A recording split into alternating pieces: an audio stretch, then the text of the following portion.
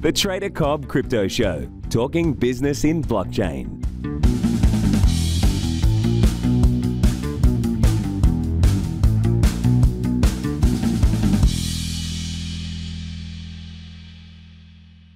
This show is proudly sponsored by coinspot.com.au, with the largest range of cryptocurrencies anywhere in the Australian market. With an updated verification process, you can now be verified using only your driver's license or passport within seconds. You can instantly deposit funds and instantly start buying and selling your favorite cryptocurrencies in under 5 minutes. CoinSpot are giving away $10 worth of free Bitcoin for each verified user once they make their first deposit. Just go to coinspot.com.au/BTC123. Welcome, ladies and gentlemen, to the Trader Cobb Crypto Show. Today's guest, it's an exchange guest. You know why I bring you exchanges? Because I'm a trader and I want to reach out and find out what's good in the space, who's doing what, why, and when, and what is actually different.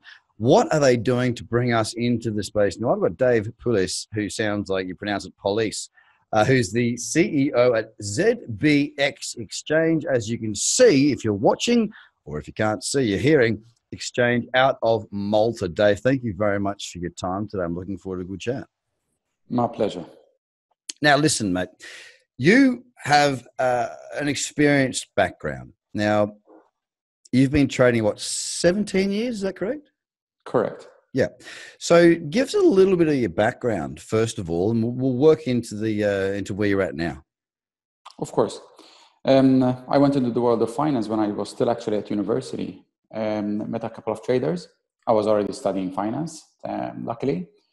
And before I finished my master's degree, I ended up studying 3 hours at university after the university lessons or lectures stopped. So I could learn trading. At the time it was Interactive Brokers, and was learning the platform. And by the end of it, before graduating, I already had a 4 million account trading on behalf of other people, family and friends at the time. You need to be licensed. And then I ended up working in a brokerage, doing institutional trading setups with high frequency trading, family offices. We also do some private equity, venture capital on the side. And 6 years ago, almost 6 years ago, I was introduced to the world of crypto. Ended up going to the 2013, I believe it was May 2013, San Jose forum, where there was the Winklevoss brothers just starting off, just buying their Bitcoin, and all the big names, which basically they had a desk as big as literally 2 by 1 and just trying to show their product. And also I was there under an institutional finance suite as well, because I was working for the brokerage. And then the rest is history. Wow. Well, look, if you're not watching this, and I know most of you are listening to this, let me just say that Dave is Peter Pan. All right. This man, he's older than me and he looks younger than me. The guy's Peter Pan. I don't know how you do it. Maybe it's the water there in Malta. I'm not quite sure where it comes from, but I am envious of you. You've got a full head of hair and you still look 18 years old. Well done to you. For a trader of 17 years, let me just say one thing, ladies and gentlemen, that is not very common. So let's work back a little bit, right? So you were trading through your studies. You did very well, clearly. $4 million in a portfolio, that's very, very good to attract family offices. You don't get that just by virtue of just saying, hi guys, I know you, I'm a trader. It takes time, it takes expertise. What made you leave that market? So basically, trading is pretty intense. We, apart from the trading, then we used to expand, and then I met my current partner deeper into the family office. The Swiss ones, which demand very, very high, attention to detail and a lot of attention. There is a particular word which we won't use on the podcast, but they can be very particular at times. So after the crash, the 2008 crash, then I stopped a bit. We were still making money, but it's just that we were doing quantitative trading and quantitative analysis, and we said, okay, let me take a step back. And then I went into the actual industry to work instead of trading from my own home. It's very profitable, but I was making money going up into my room, trading day in, day out, and I needed a bit of a change. So I actually wanted to go more deep into the industry. When I was doing the brokerage as well, I was trading on the side, still making money.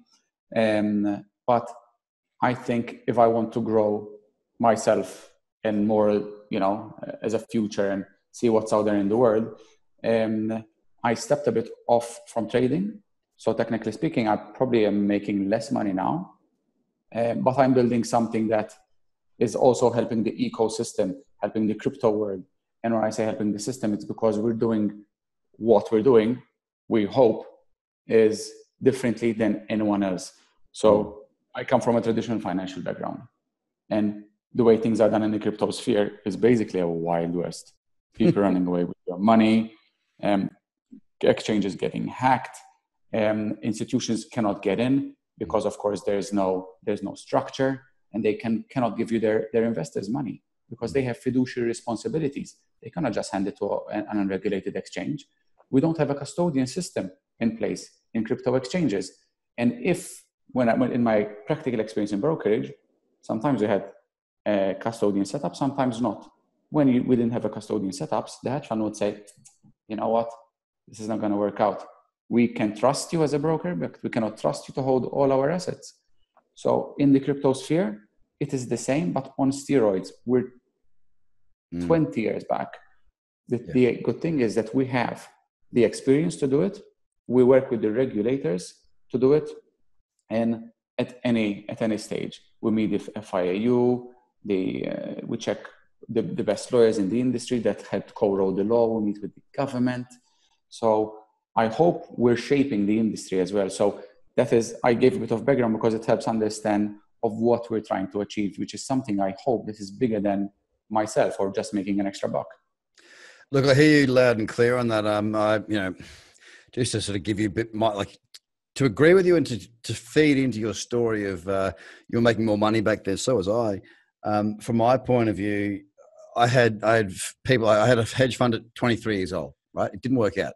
I had the wrong investor, I had the wrong people, I had the wrong setup. But, you're 23 years old and you get given X amount of millions, you're going to take that opportunity if you're someone like we are, right? Now, I revisited that when I was 27. And I was in Australia. I'd come back from London. I spent 6 years in London, and I was sitting on mum and dad's jetty up in Noosa Heads and thinking to myself, do I want to sit there staring at 6 screens for the rest of my life? And I'd earned my stripes. It takes years to become really consistent, right? I'd done 30% that year on a specific portfolio. My personal one, I was much more aggressive, but I built a portfolio for investors. I had millions of dollars there ready to go. And I thought to myself, it doesn't really make me happy. Yes, I can make money, but is everything about money in my mind? And that's what brought me out of trading. I called my investor and I said, no, I don't want to do it. Yes, I've got the talent. Yes, I've got the skill. Yes, I've got the results. Yes, I'll make lots of money. But for the life of me, I want to do more. I want to do something different. And I went into property at that time. And I've come back. That was about a couple of years of doing that because the Sydney property market went really well. So you could trade property almost as liquid as you could trade something like foreign exchange. I'm not talking on the day, but I'm talking you sign the agent, you sell the property. Market was hot, man. It was just going so quick. So that was where I went. Now I've come back into this, and I'm much more interested in the business side, the growth side, the ecosystem, and the education out there to everybody else. So I totally get you on that front. Now, ZBX Exchange, where you are CEO and what you're running right now. Do you want to tell us a little bit about what you're doing there and how it's going? Of course. So ZBX, as the name might give a hint, it's part of the ZB family. The ZB family of exchanges basically are ZB.com, which is one of the oldest exchange in the world, or second oldest. Used to be called China BTC, but after the Chinese clamped down, of course, makes sense to remove China from the name. And we also have BW.com, ZBG.com, and all of them are top 15 exchanges. And then we said, okay, we have so much potential in China, one of the biggest. What if we use the same infrastructure, the same wallet custodian, which we have a separate one, that never got hacked since 2013, touch wood, to also go the regulated route in Europe. First we said, let's go in Europe. But then, obviously, it has to be done differently than Asia in general. So in Malta, we had to go for the regulated route, which I'm proud that we did. It's a very expensive way to do business because it doesn't help you get some business. It helps you get maybe the institution, but not much the retail. And the institution but it's 5 is not in steps there. forward, Dave. You've got to look after, you've got to future-proof your business, and I commend you for that. Of course.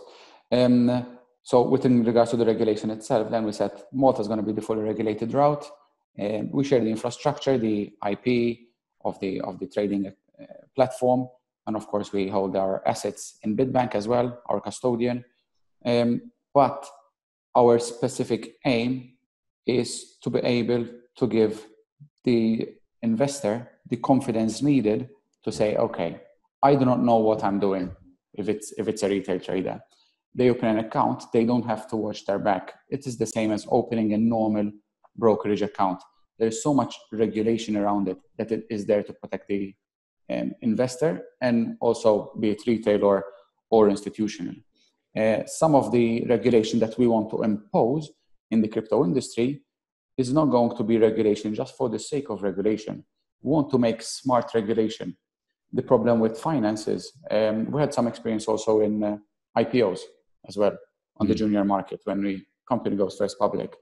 And the amount of filing, for example, that you have to do in a primary listing is insane, even if it's a junior market, let's say the OTC QB. Yep. With what regards to what we're trying to do is we want to embrace regulation, but we also have the brightest minds in tech. So we want to apply the technology to also remove some of the bureaucracy around traditional finance. So we want to be the next exchange, next equity exchange, or maybe digitized equities exchange. But if you want to list your product, we're not going to bore you with 6 months of paperwork. Once you have your paperwork in place, you can submit, we'll let you know what's happening, and we get down to business. And all of this, it's not because we think we're smarter than anyone else. It's just because we have the technology on our side. If you have an immutable ledger, if we work on the blockchain, then it means that documentation can be submitted so much easier. We don't need to verify everything every 6 months or so, because we know that the document is legitimate as well.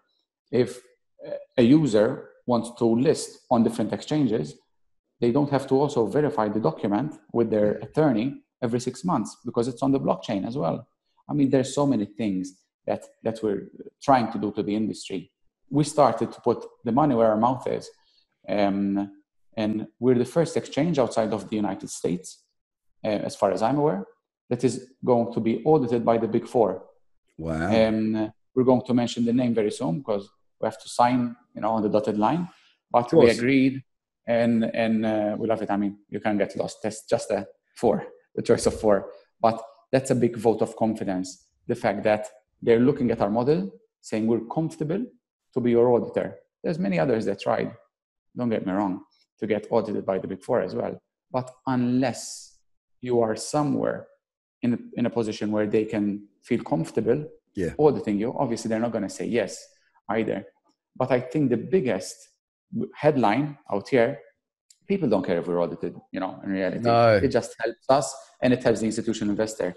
But the crypto industry wants banking.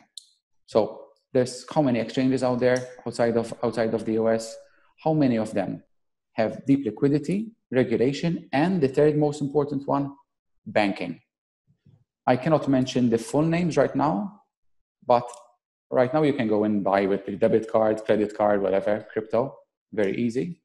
But in the next weeks, some of the announcements that are coming up next week's months is that some of the biggest Western European banks are going to be behind ZBX.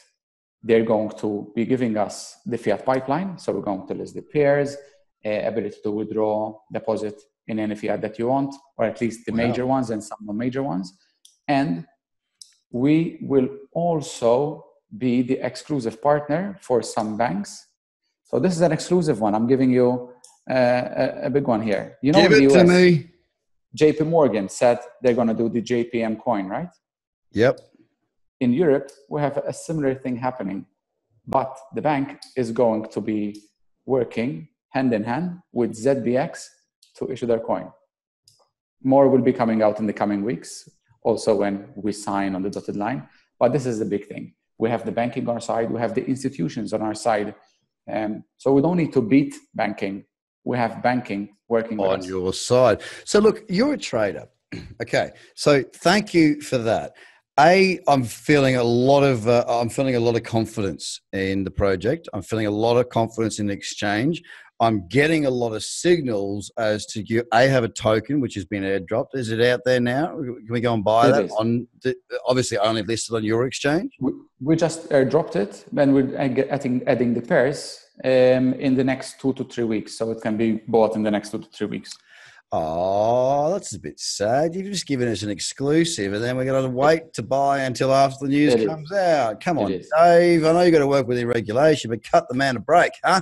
Give me an exclusive. They have to cut me a break. Make some money from. Look, my question is this. You're a trader, right? I'm a trader. We are kindred spirits, all right? Cut from the same cloth. You can put a bunch of other sayings in there that you wish to do so. One of my biggest peeves is that exchanges don't have something as simple as entry, stop, and target in one order. Now, I'm going to caveat this by saying I know it's not easy. I know we are still in our infancy.